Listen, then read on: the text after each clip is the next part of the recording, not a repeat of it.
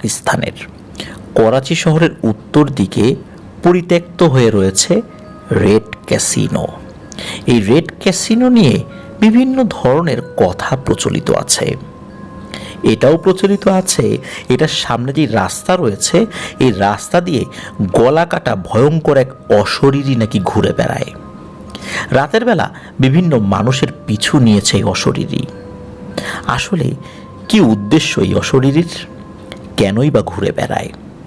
কেনই বা এই রাস্তায় শুধু দেখা যায়, অন্য কোথাও দেখা যায় না? জানতে হলে আজকের অমীমাংসিত রহস্য এপিসোডটি শুনতে হবে। তাহলে হয়তোবা এই অমীমাংসিত রহস্য সম্পর্কে আমরা নতুন কিছু জানতে পারবো। শুনতে ভুলবেন না আজ রাত 10:59 শুধু আফনান দাহর ওয়ার্ল্ড ইউটিউব চ্যানেলে।